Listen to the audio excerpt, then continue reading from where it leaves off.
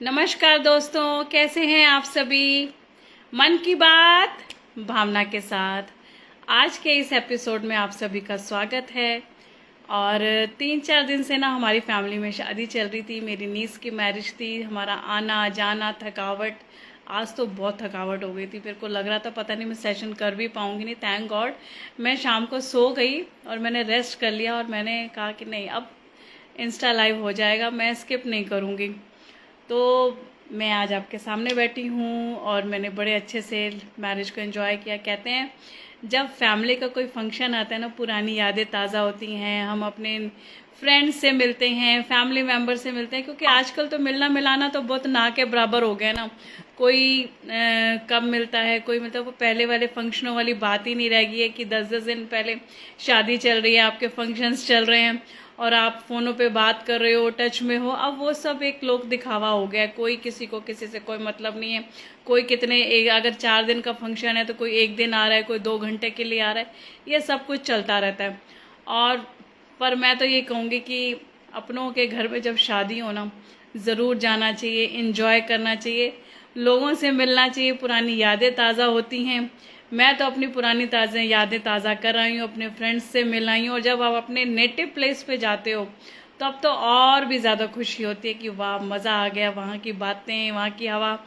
मैं तो कहती हूँ वहाँ का जब हम पानी भी पी लेते हैं ना उस धरती का, ऐसा लगता है कि जैसे पता नहीं, चाहे हम यहाँ पर अपने ससुराल में अपने घर में बड़े खुश होते हैं, लेकिन जब हम अपने मायके जाते हैं वहाँ का पानी भी पी लेते हैं ना, ऐसा लगता है हाँ, आत्मा तृप्त होगी। इतने खुश हो जाते हैं, इतने खुश हो जाते हैं कि मैं आपको बता नहीं सकती।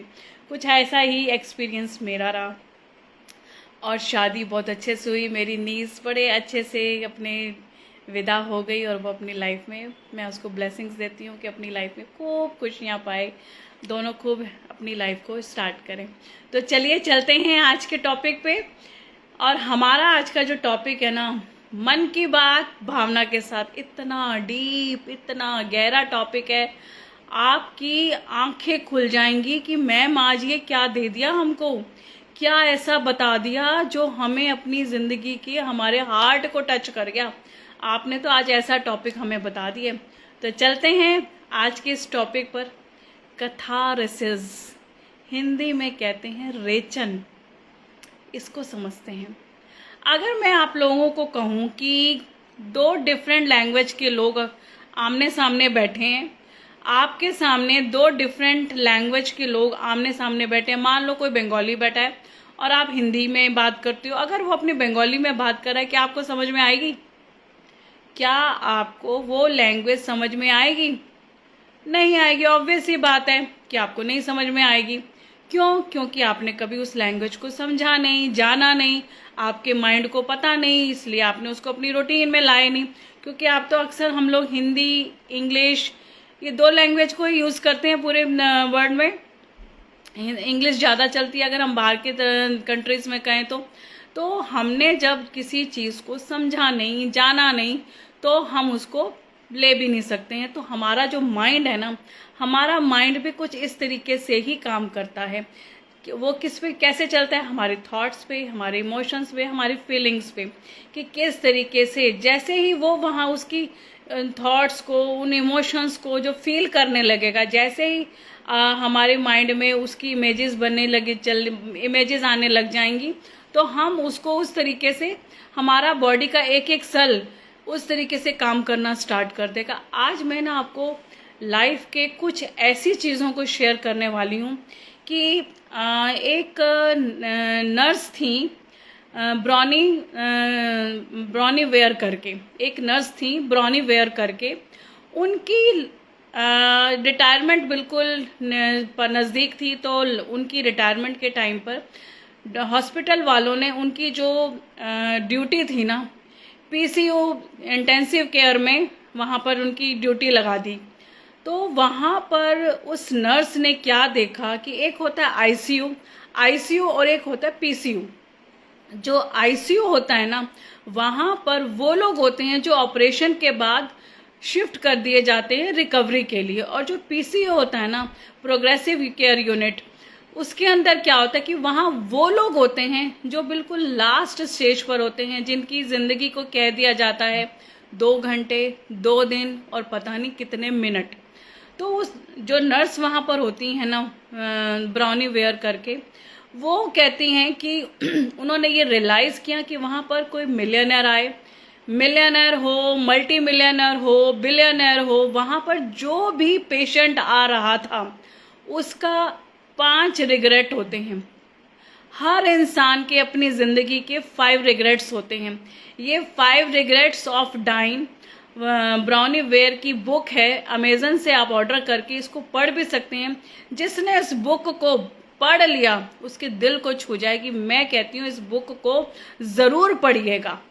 अब आप देखो कि उसके अंदर वो 5 रिग्रेट्स बताए क्या गए। मैं आपको यहाँ पर वो पूरे के पूरे 5 रिग्रेट्स को बताऊंगी। पहला रिग्रेट क्या था कि काश मैंने अपनी ज़िंदगी अपने हिसाब से जी होती।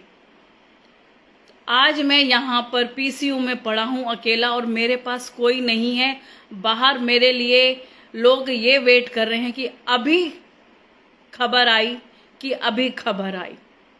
दूसरा, मैंने अपनी ज़िंदगी में इतना हार्ड वर्क ना किया होता, अपनी फैमिली को टाइम दिया होता, और आज लोग अपना जवानी बेच के बुढ़ापा जी रहे हैं।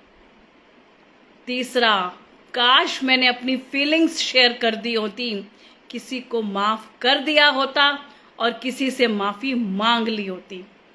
चौथा रिग्रेट, काश मैं अपने दोस्तों के टच में रहा होता। कहते हैं खोल लिया करो दिल यारों के साथ, नहीं तो खोलना ना पड़े औजारों के साथ। और पांचवा रिग्रेट, काश मैंने अपनी ज़िंदगी में खुश रहा होता। मैं खुद ही हूँ पड़ा अपने पीछे, मेरा शुमार भी दुश्मनों में है। सारा दिन हम सेल्फ पिटी करते रहते हैं, सारा दिन सेल्फ पिटी। ये 5 रिग्रेट्स ऑफ डाइंग हैं जो मैंने आपको बताए हैं। ये हर इंसान के ज़िंदगी में सेम है। इनको याद रखिएगा, ये इतने इम्पॉर्टेंट पॉइंट्स हैं, इनको याद रखिएगा। अगर आपने इनको अपनी ज़िंदगी में याद रख लिया ना, तो आपका कल का दिन आप कैसा जीना चाहते हो, आपका ज़िंदगी बदल जाएगी। और छठा जो है ना, वो मैंने खुद बनाया है इन 5 के बाद, काश मैंने अपना मूड बदल लिया होता। अब यहाँ देखो, पहले आता है हमारे माइंड। माइंड में बनती हैं चीज़ें। जब माइंड में चीज़ें क्रिएट होती हैं ना, उनसे बनती है हमारी स्टेट, और स्टेट से हमारा जनरेट होता है टेम्परामेंट। और जब टेम्परामेंट जनरेट हो जाता है ना, तो उसके बाद हमारी बनती है पर्सनैलिटी। और हम सारा दिन नेगेटिव थॉट्स में घूमते रहते हैं, नेगेटिव लोगों के साथ उठते बैठते हैं, और फिर कहते हैं कि हमारे तो सक्सेस ही नहीं होती, हम क्या करें, हम तो बड़ी ही मेहनत करते हैं। होता है ना। अगर मैं गलत कह रही हूँ तो आप टाइप करके बता सकते हैं कि नहीं मैम आप तो गलत बोल रहे हो, ऐसा तो कुछ भी नहीं होता। एक बार अपने दिल पर हाथ रख के कहो कि आप मेहनत कितनी करते हो अपनी ज़िंदगी में, अपनी ज़िंदगी के लिए क्या कर रहे हो। जो आप ज़िंदगी में पाना चाहते हो, आप जैसी संगत होगी वैसी रंगत होगी। क्योंकि आप आज की डेट में 90% आप जिन लोगों के साथ बैठोगे ना, वो नेगेटिव ही बात करेगा। जरा आप कहोगे कि मैं ये काम करने जा रहा हूँ, तो पहले उसके नेगेटिव पॉइंट्स आपको बताने लग जाएंगे। मैं कहती हूँ अगर आप अपनी ज़िंदगी में किसी काम को अगर अंजाम देने जा रहे हो ना, उसके पॉजिटिव भी लिखो और नेगेटिव भी लिखो। और फिर देखो कि अगर एक रिश्ता भी है ना, एक आजकल डिवोर्स क्यों हो रहे हैं, एक रिश्ता है। मेरे पास एक केस आया कि मैं अपने हस्बैंड के साथ नहीं रहना चाहती। मैंने कहा ओके। मैंने उसके हस्बैंड से पूछा कि आप भी क्या अपनी वाइफ के साथ नहीं रहना चाहते हो। कहता नहीं मैं नहीं। और उन्होंने मेरे कैबिन में ही लड़ना शुरू कर दिया। मैंने दोनों को अलग करा और मैंने उनको कहा कि, और मैंने अगर साथ बैठते तो वो पॉइंट्स लिख ही ना पाते। मैंने कहा आप दोनों को, जब मैंने अलग अलग बिठाया और कहा कि आपके हस्बैंड की क्वालिटी और डिसक्वालिटी लिखो और आप अपनी वाइफ की क्वालिटी और डिसक्वालिटी लिखो। जब उन्होंने लिखी, मैं कहती हूँ कि इतनी ज़्यादा, मतलब उन्होंने नेगेटिव लिखा और क्वालिटीज़ जो थी ना वो सिर्फ 6-7 लिखी, और नेगेटिव जो लिखा वो कम से कम 20-25 लिखा। एक बात बता, एक हस्बैंड है, कमा रहा है, घर चला रहा है, फीस दे रहा है, EMI भर रहा है, सारे बिल्स भर रहा है, घुमा रहा है, बच्चों को पाल रहा है, माँ बाप की पाल रहा है, माँ बाप की हेल्थ को पाल रहा है, खुद के हेल्थ को देख रहा है। अगर एक इंसान सब कुछ ये आपका निभा रहा है, अगर दो चार उसकी नेगेटिव चीजों को नजरअंदाज भी कर दिया तो कौन सी ऐसी बड़ी बात हो गई? कौन सी जिंदगी खत्म हो गई आपकी? आपके अंदर भी कितनी खामियां होंगी। हम सभी अगर खामियां लेकर ना आए तो फिर तो सारे के सारे पॉजिटिव ही हो जाएंगे, सारे कहेंगे हम तो बिल्कुल बढ़िया है। ग्राफ भी ना मैडम ऐसे चलता है, अगर ऐसे स्ट्रेट चलेगा ना, वो बिल्कुल स्ट्रेट लाइन का मतलब तो आप सभी जानते हो क्या होता है। तो अपनी जिंदगी में खट्टा मीठे होने चाहिए। वो क्यों होने चाहिए, आप इस चीज को समझो। ये हमारी जिंदगी में ना होना हमें आगे बढ़ने का मौका मिले। कि अगर कोई कह देना तू कर नहीं सकती, मैं कहूंगी कैसे नहीं कर सकती, अब तो मैं इसे करके दिखाऊंगी, अब तो मैं इसको जीत के दिखाऊंगी, मैं करके दिखाऊंगी। इसने बोल कैसे दिया? अगर किसी दो फ्रेंड्स की शर्त लग जाए ना स्कूल के अंदर कि तेरे मार्क्स इस बार 93% आए हैं तो मैं 95% ला के दिखाऊंगी, दोनों में होड़ लग जाएगी। हम जिंदगी में नेगेटिव चीजों पे ज्यादा टाइम वेस्ट करते हैं और पॉजिटिव चीजों को नजरअंदाज कर देते हैं। आज मैं आपको अगर एक सक्सेस का मंत्र बता दूं तो आप आई एम श्योर मेरे को थैंक्स करेंगे। क्या आप वो सक्सेस मंत्र जानना चाहते हो? कमेंट बॉक्स में लिख के बताओ कि हाँ मुझे वो सक्सेस मंत्र चाहिए कि जिससे मैं धीरे धीरे आगे बढ़ सकूं। अगर आप वाकई जानना चाहते हो तो मेरे को कमेंट बॉक्स में लिख के बताओ कि हाँ हमें वो सक्सेस मंत्र चाहिए। मुझे लिख के बताओ कि आपको सक्सेस मंत्र चाहिए। अब यहाँ देखो, मैं आपको बताती हूँ सक्सेस मंत्र कैसे। अगर आप स्ट्रगलर हो, अभी अभी आपने अपनी जिंदगी में आगे बढ़ने का स्टार्ट किया है, आप आगे बढ़ना चाहते हो, ग्रो करना चाहते हो, ग्रोथ अपनी जिंदगी में लाना चाहते हो, तो अगर आपको सामने वाले से कम आता है ना, अगर आपको सामने वाले से कम आता है तो जो आपका टीचर है, एक तो अपनी जिंदगी में गुरु का होना बहुत जरूरी है। जो गुरु आपको सही दिशा दिखाता है ना, वो कोई और दिशा नहीं दिखा सकता। आपकी जिंदगी में गुरु का होना बहुत जरूरी है। अगर आपको इतना कुछ नहीं आता तो अपने टीचर को as it is copy paste कर दो। अगर आप अपनी जिंदगी में सक्सेसफुल होना चाहते हो, जो आपका टीचर आपको सिखा रहा है, जो आपका टीचर आपको समझा रहा है, उसको as it is copy paste कर दो। और 3 साल, कम से कम 3 साल अपने टीचर को as it is copy paste करके इम्प्लीमेंट करो, अप्लाई करो और अपनी लाइफ में आगे आप देखो कि आपको कैसे सक्सेस मिलती है, कैसे आपको सक्सेस मिलती है। आप अपनी जिंदगी में देखोगे 3 साल के अंदर जैसे ही आप अपने टीचर को कॉपी पेस्ट करके अगर डिलीवर करोगे तो 3 साल के अंदर आप इतने मेच्योरिटी आ चुकी होगी, आपके शब्द वैसे निकलने लगेंगे। और जब आप बिल्कुल अपने उस सब्जेक्ट के ऊपर कमांड हो जाएगी तो आप आगे एक और नया अपना प्रोजेक्ट बनाने में रेडी हो जाओगे। तो मैं तो कहती हूँ अगर अपनी जिंदगी में सक्सेसफुल होना है तो अपना एक टीचर को, एक गुरु को हायर करो, एक अच्छे कोच को हायर करो। क्या वो आपको पता है, महाभारत के अंदर कृष्ण अर्जुन के गुरु थे। श्री कृष्ण अर्जुन के टीचर थे। अगर वो ना होते तो इतना बड़ा महाभारत का युद्ध वो जीत सकता था? ये गीता के अध्याय, वो तो बिल्कुल हार मान के बैठ गए थे अर्जुन। जब श्री कृष्ण ने उनको गीता का ज्ञान दिया और अपनों के आगे उन्होंने जब हथियार डाल दिए थे, अगर वो उसको उठाने में उसकी हेल्प ना करते, तो कर्म का सिद्धांत उन्हें अच्छे से ना समझाते, तो क्या वो अपने उस युद्ध को जीत सकते थे? लड़ाई अपनों से थी। और आज की डेट में लोगों की लड़ाई अपनों से ही होती है, गैरों से नहीं होती। अपने ही अपने के पीछे पड़े हुए हैं। तो अपने माइंड को, अपने थॉट्स को, अपनी फीलिंग्स को इतना स्ट्रांग कर दो कि आप जिंदगी की हर लड़ाई को ऐसे चुटकियों में जीत जाओगे, चुटकियों में।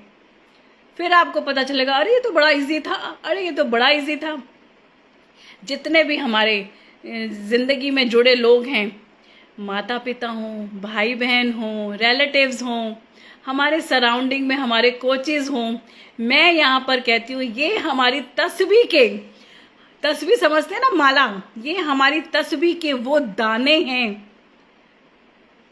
इबादत होती जाती है और जिंदगी पलटती जाती है। ये तस्बीह के वो दाने हैं, सारा दिन हम इनका नाम जपते हैं, इबादत होती जाती है और जिंदगी के रास्ते खुलते जाते हैं। तो अपनी जिंदगी के रास्ते खुद देखो कि हम कहाँ स्टक हो गए हैं। एक तो ना नेगेटिव लोगों के साथ उठना बैठना कम कर दो, क्योंकि जितना हम उन जैसे लोगों के साथ उठेंगे बैठेंगे हमारी सोच वैसी हो जाएगी, हमारा जो हमें आता भी होगा ना वो भी हम अप्लाई नहीं कर पाएंगे। तो अपना दिमाग, अपनी स्किल, सबसे ज्यादा अपने स्किल पे काम करो। आपका कोई ना कोई एक स्किल तो अच्छी होगी ना, आपका कोई टैलेंट अपनी लाइफ में कोई तो एक ऐसा अच्छा होगा ना जो आपको फर्श से अर्श पर पहुंचाने में आपकी हेल्प करेगा।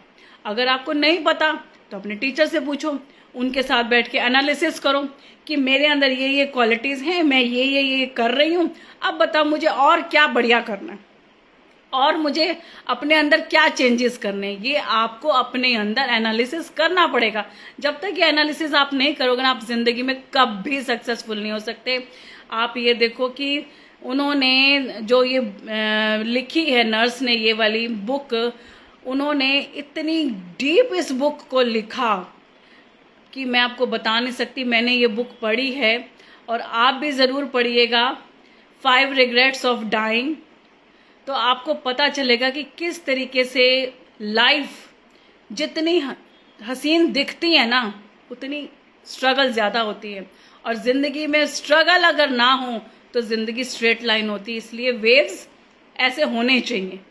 और हमारी ज़िंदगी में जो ये आसपास के लोग हैं यही हमें सिखाने आते हैं, और हमें ये डील कराने के लिए भगवान हमें उन लोगों से मिलाता है कि हमें इनको डील कैसे करना है। जो डील कर गया उसकी सक्सेस निश्चित है। तो आप अपने ऊपर आज से ये पहले तो अपने टीचर को कॉपी पेस्ट करो, इन 5 चीज़ों को जो मैंने आपको 5 रिग्रेट्स बताए हैं इनको याद रखो कि किस तरीके से आपको इन सारी चीज़ों को ध्यान में रखते हुए अपनी ज़िंदगी में सक्सेस लेनी है।